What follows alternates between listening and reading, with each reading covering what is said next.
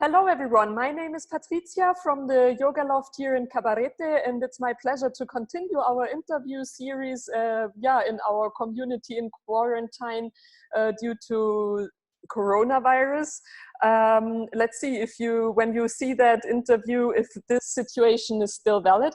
But nevertheless, we use this time to expand our community, and it's really my pleasure to welcome today David Gamboa David Gamboa. I don't know how you prefer your name pronounced, from LiveBeyond Global. Hi. Hi, how you doing? David or David? Well, I'm originally from Colombia, from Latin America, so it would be David. It's easier for people to pronounce David when they speak English, so I don't really mind however you Okay, yeah. For some people, that's a little bit a cultural topic if you don't make the effort to pronounce their name correctly. But you're easy. Yeah, you're easy. I don't mind. Yeah, okay. I mean, it's the same letters, same word, however you want to pronounce it. I understand. Okay, great. Yeah, so after more than 10 years in the corporate world, David decided to take the leap and break free from the land of cubicles. What was thought to be a successful career for most lacked any true meaning, purpose, and joy. An avid traveler, creative by heart, and fascinated by the power of mindfulness when it comes to improving the quality of our lives, David now works to redesign the way we live, work, and travel. Inspired by the work of world-class performers such as Tim Ferriss, David Allen, Tony Robbins, Ray Dalio, Eckhart Tolle, Thich Nhat Hanh, and others, he co-created LiveBeyond as a medium to help others enhance their true potential and live a healthier, more productive, and meaningful life. So that's already really great, and I would love to jump straight in with your mission statement, with the mission statement of LiveBeyond. The way we work doesn't work. In this always on and distracted world, attention is scarce and not effectively renewed. We lack focus and miss chances to unlock our true potentials. We are here, so LiveBeyond is here to change that. Welcome to a holistic approach to productivity. That's already an amazing mission statement. I love every sentence of that, and we already pre-discussed it a little bit in our pre-chat. Already the first paragraph of your bio, 10 years corporate world, a career that lacked any true meaning, purpose, and joy, and then being so honest with yourself and say, okay, I need to work on my own productivity. That's spot on, even in now more than ever with coronavirus, of course. But could you give us some more scenarios for whom this amazing mission statement applies? Yeah, absolutely. And once again, thank you for having me here. I think it's a great opportunity for us to be able to share a bit of our story at LiveBeyond, and for me to share a bit of what I'm doing now for a living. So yes, you say I used to have a very traditional career, very traditional life of what was supposed to be, the path to success, and do this, do that, and go to the university, corporate world, etc. I found myself in a position in which what I was doing on a daily basis, yes, I was good at it. Yes, I was ticking all those boxes of what success was. But certainly I wasn't finding any meaning or purpose at work. And definitely that was impacting my happiness and the way I was living.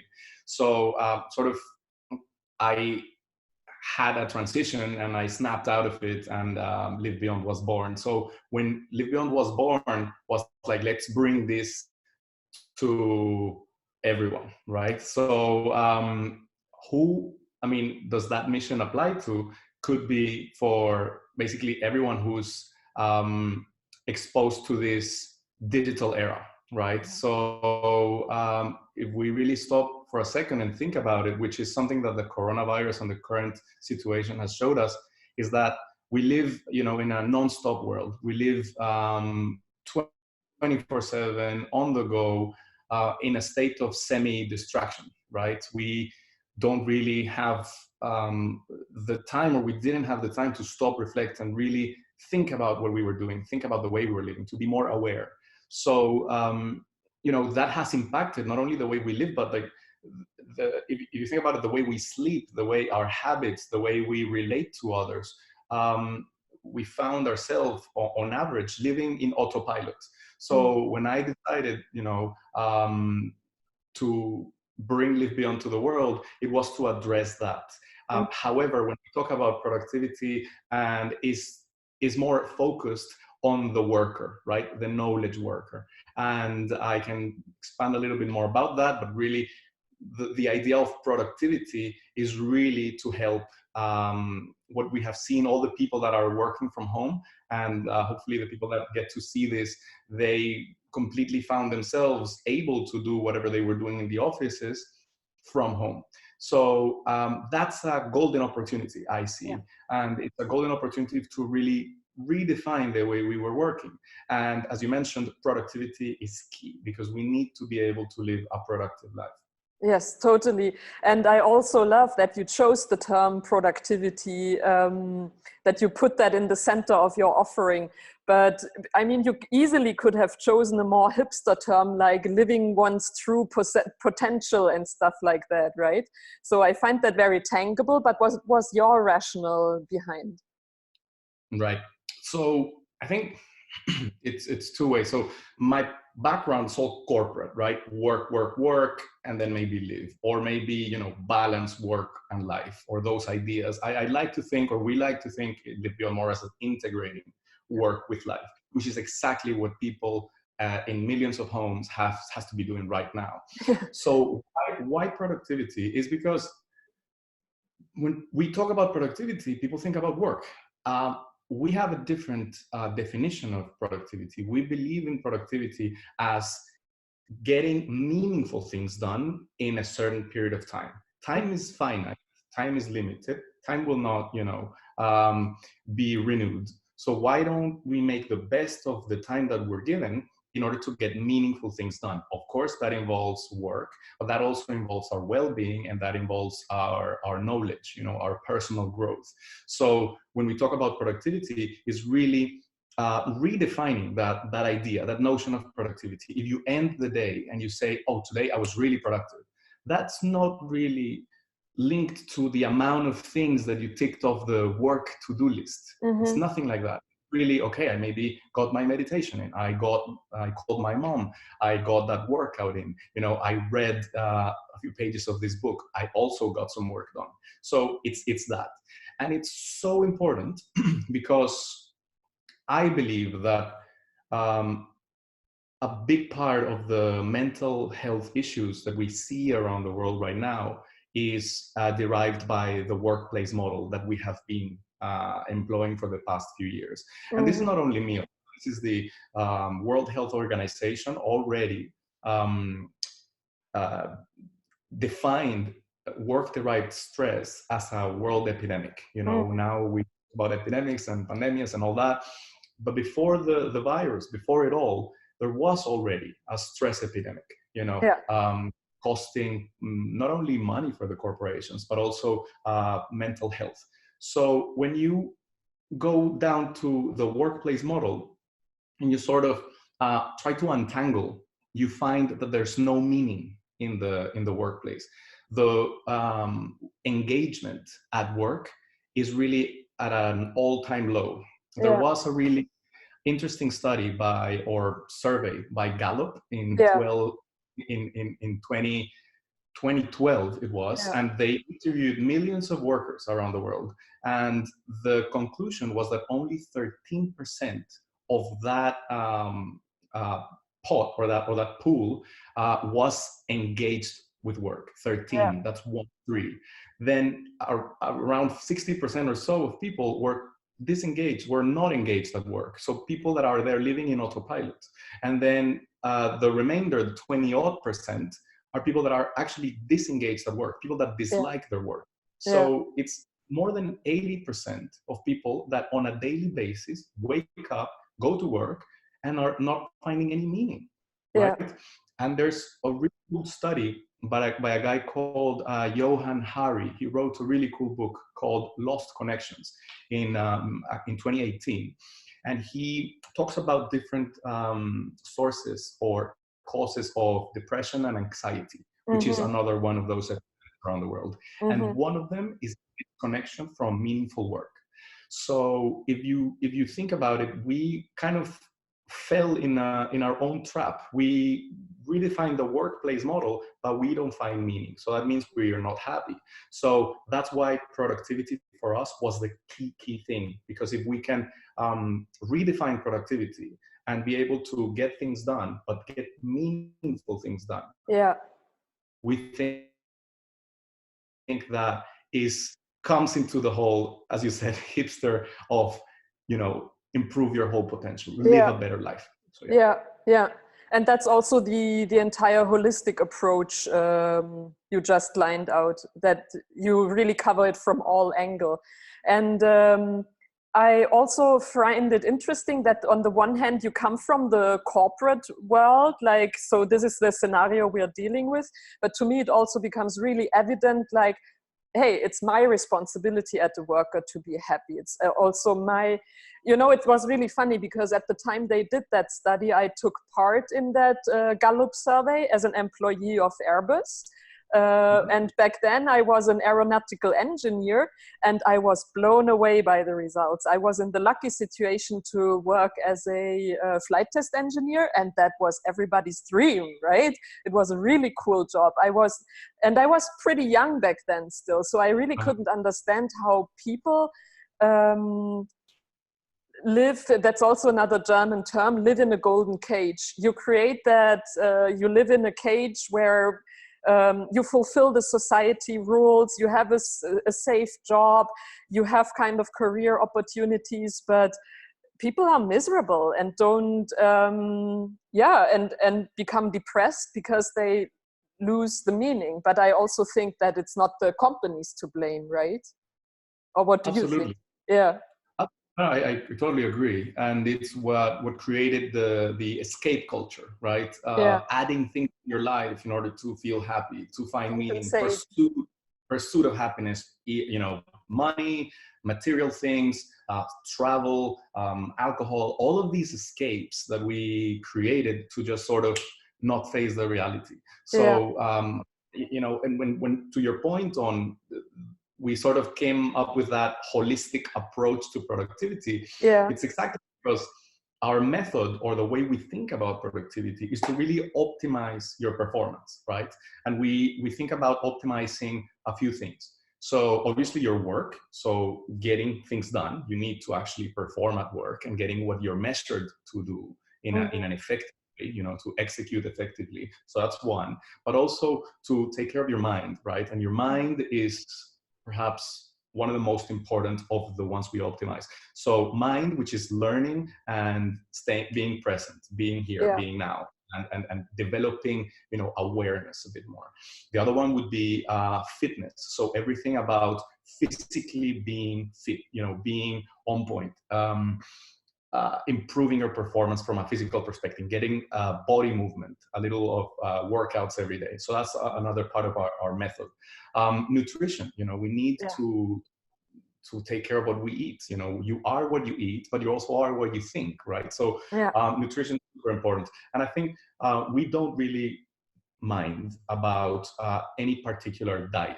I know when we're aware that there's some food industries that are contributing to the world pollution and to global warming, etc. However, if it's vegan, non-vegan, we don't really mind. We think that people, as you said, have their own responsibility. Find something that works for you. That's it. So we pay attention to nutrition, and the final one, which perhaps is one of the most important, is sleep, recovery. We are not sleeping well. On average, I certainly, after years of already being doing this and learning and practicing and building habits, one of the worst or toughest ones for me was to build a proper night routine, and then I started doing different things that have improved that a lot. And I remember I went to this seminar on high performance, on neuroscience and high performance. And one of the speakers was actually saying, if you're not sleeping right, you're not doing anything right. You're just pretending. And I believe that's absolutely true. And if you think about in our mission statement, we were saying how attention is scarce. We are not able, we have lost that ability to pay attention, to be focused, to really avoid the distractions. And that's really not entirely our fault, because we have been living a few years in which all the social media boom has happened, and every single one of those companies profit from our attention. That's their business model. So we have been part of that. Right now, what we need to do is to manage our attention and get power back over what we decide to pay attention to. Yeah. And then attention is limited. So that's why recovery is so important, because we need to sleep to recover that attention. So we can start every day, at 100% cognitive capacity, because that will decrease over the day. And if we don't recharge it through sleep, nature, exercise, mindfulness, we will live with an almost empty tank of attention. So that's our holistic approach to productivity, helping people to optimize all those 5 things in order to enter states of flow, right?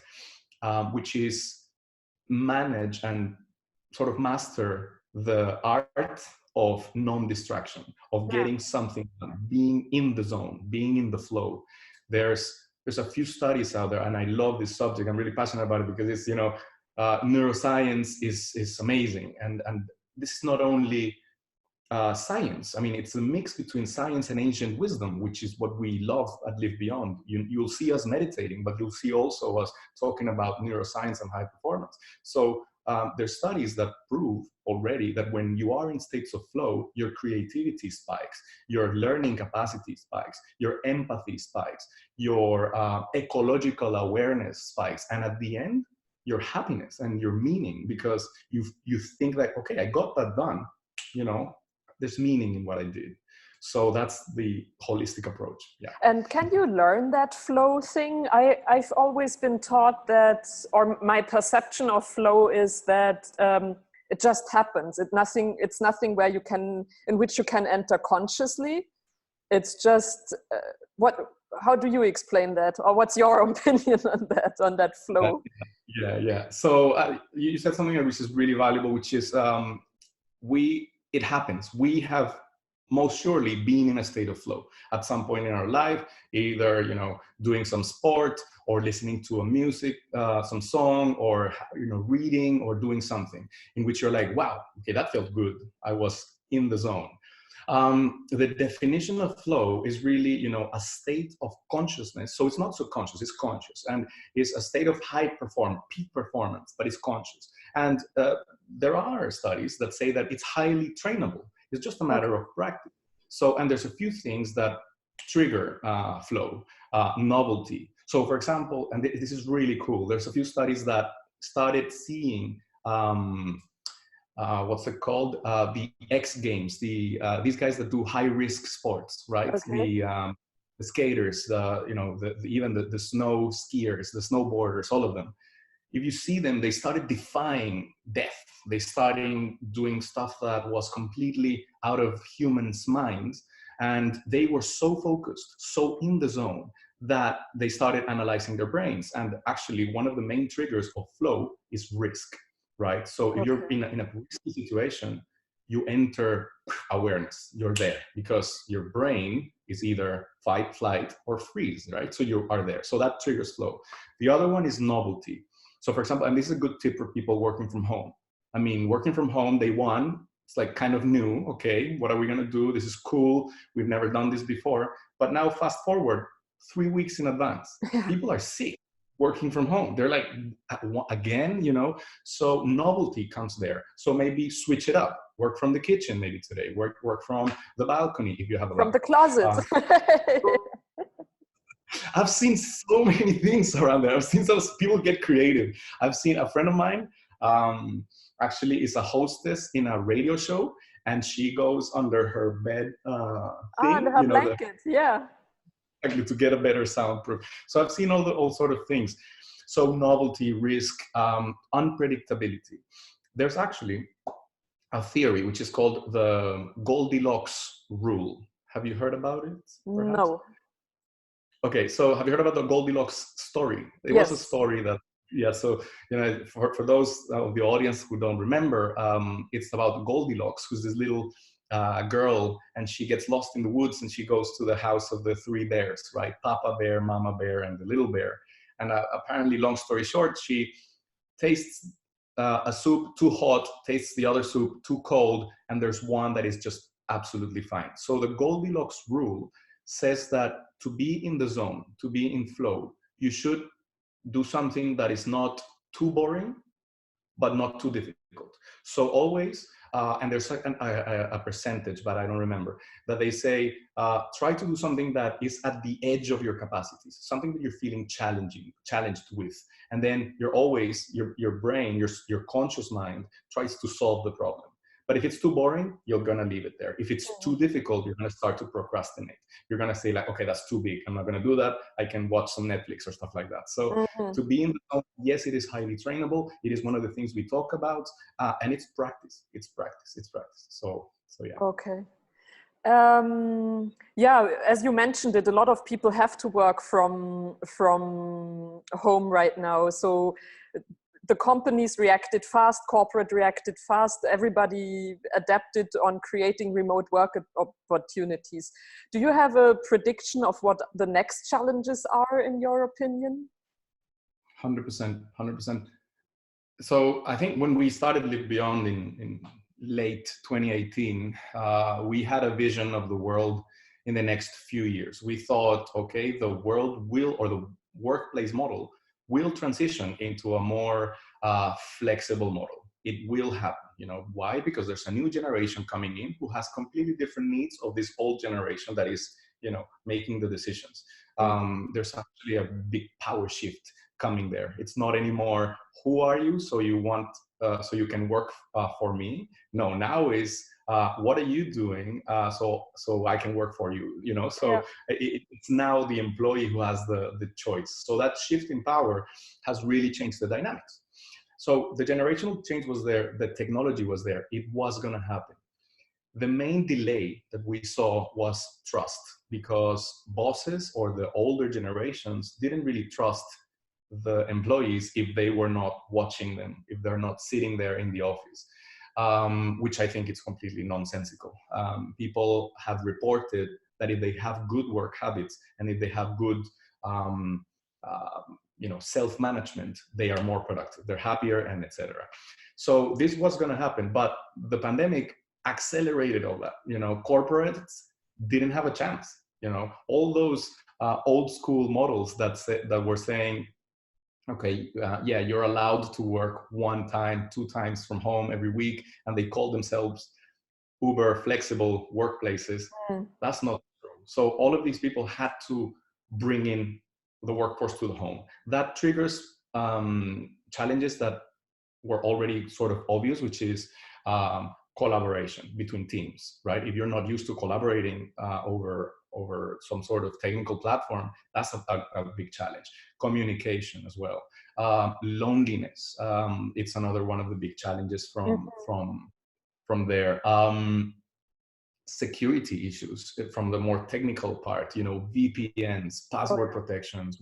We have seen a spike in the whole, theft and the electronic piracy that's going on around there. So those are a lot of, I think, more like obvious challenges. Productivity as well. I mean, if you are not able to focus your attention, to have work habits, to get things done, and to unplug, which is so important. Yeah. Last week I saw a statistic. Apparently people on average, I'm not sure where they mentioned this, where they measured this, but on average, people are working 30 to 40% more time while working from home. It's because they don't know how to unplug. They were already used to the unproductive day at the office, hiding behind the screen. And when it was 5 p.m., okay, I'm going home. Now it's like, okay, you're home. So did you get things done? Oh, not really. So you have to get them done, because now the bosses are like, okay, what do you do today, right? So those are sort of the challenges that I see as of today. However, there are bigger challenges in the workplace model if we continue transition to this distributed work future, right? So one of the big ones that I see is a skill gap. Yeah. So if you think about it, This will boost the technical aspect of the whole working place. New solutions, new communications, Zoom, a lot of these things are going to be there. There's going to be new solutions for automating the hard skills of the average employee. So one of the big challenges is that corporations will need to reskill or upskill their workforce. They will need to invest a lot of money into the workplace of the future, the workforce of the future. And it's also not the far away future. Sorry to interrupt you there, but it's the imminent future, right? So we are not talking about the 10-year scenario. No, no. No, it's actually, according to a few research studies, it's as close as 2023. So we're a couple of years outside, and a few of the, or a large percentage of what humans do today will be by machines, by code, by algorithms. So algorithms. So we need to pay more attention on the soft skills, the human side of the equation. So they call it 21st century skills. Things like creativity, empathy, negotiation, decision, attention management. All these things will have to be more important for the workplace of the future. So I see that as a big challenge for corporations. The other one would be, I guess, we already mentioned the ones. It's really how to. I think the solutions is to really for the corporates to go back and reassess how they've been working. Okay, where are we? Are we a full remote company, which would be the ideal scenario, like asynchronous communication, collaboration, communication, like everything ticking the dot? That's single-digit % companies around the world. I'd say 80 to 90% of companies around the world are on the bottom line, which is they don't have a distributed workforce. They rely on in-person meetings. They have unproductive meetings. They cannot collaborate asynchronously. So I think that the solution for these things is one, for the corporates to actually go and redesign and say, what is a productive day for this job position? What do I need from them? Why did I hire them in the first place? If they get these things done, that is productive, right? Because I think today is a mess. Like, if you ask the average worker, they do more things that they were hired to do. They don't really do the things they were hired to do in the first place. So that's one thing, reassessing the other is. I think the other one is for the HR teams to really partner now with the IT teams. They need to ensure security. They need to ensure the platforms. They need to, HR needs to tell IT how to deal with their particular workforce. So I think that this is a really good opportunity for them to build a strong bond, and for other solutions, and I like us, for example, to help people to improve their well-being, because this is all technical solutions, and that's there. It will happen. It will take some time, but it's there.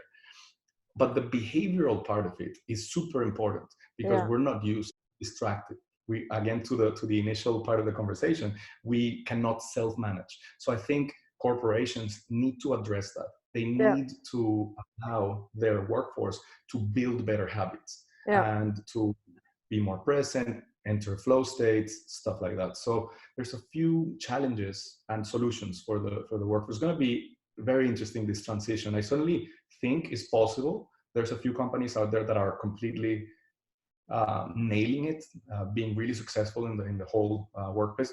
For them, the coronavirus was nothing. They're still operating. So if companies adapt to it, I think the economic recovery will be much faster, because it's going to be bad. And right now, it's really a great opportunity to use this as a reset, because I think everyone's aware of certain shifts have to happen.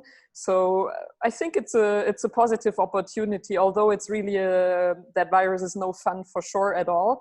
So many people suffer and die, but it's also an opportunity, I believe. But Yeah, I'm just trying to make a little bit the loop, because people don't know why we're talking in the first place, because Live Beyond also offers these amazing retreats, right? For people to learn all these techniques, how to increase productivity and so on. I just tried to tie that a little bit back to the clientele we usually have on our websites, which is yoga teachers. I think they have now a big also opportunity or challenge to take their businesses out in their own hands. Of course, when we talk about a value ladder and how to build your funnel as a yoga teacher, a retreat was a valuable asset. So I think where the entire world can relate to is that attention topic. Social media is a big distractor. So as we are closing the interview, maybe you can add a few hacks on how everybody, be it yoga teacher, be it working, be in a corporate job, how we can increase our attention or not fall into that trap of procrastinating and so on. Absolutely, yes. And thank you for that, because yes, you're absolutely right. The concept of Live Beyond is providing these experiences or retreats in which we don't retreat as in we stop working, we you have to ask for holidays. No, people come and integrate life with work. So in one of our experiences, people come and they still continue to work, but they're learning and practicing all of these things that we were talking about, things to improve your productivity, your well-being, and your personal development. So, because I believe you can read as many books as you want, you can listen to as many podcasts as you want, documentaries, whatever, but if you don't do it, it will never, you won't.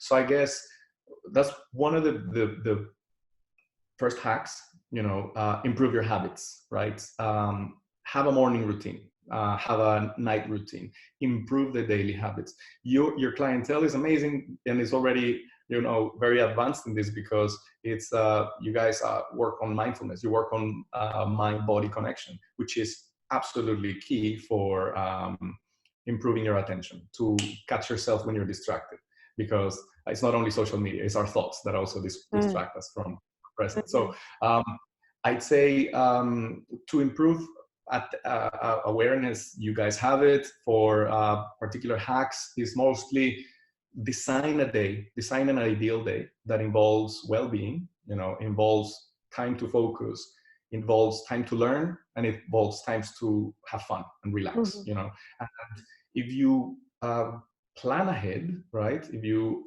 work from your calendar rather than a to-do list, things start to fall into place. You have more control of the things you need to do. Procrastination starts when something is too big to get started, right? So you want to read this book that is 300 pages long. Maybe you're like, oh yeah, well, that's a monster. I'll start tomorrow. But if you really think about it, you can start reading 2 pages per day, or maybe 2 pages in the morning, 2 pages in the evening. Then that monster, you divide that into tiny steps. So it's one of the things that we talk about in Live Beyond. Certainly a lot is habit creation and how to break those big tasks into little tasks that you can act to and keep going and advancing. So those are a few. That's brilliant. That's really brilliant. And yeah, it sounds so easy, but it's not. So I really love that you break it down, that it's feasible, and also with your product you offer an amazing opportunity to connect with people and share the experience and also integrate of what you're learning. Yeah, David, our time is unfortunately over. Thank you so much for this interview. Thank you. Thank you again for the opportunity. I really had a lot of fun. Thank you for the thoughtful questions.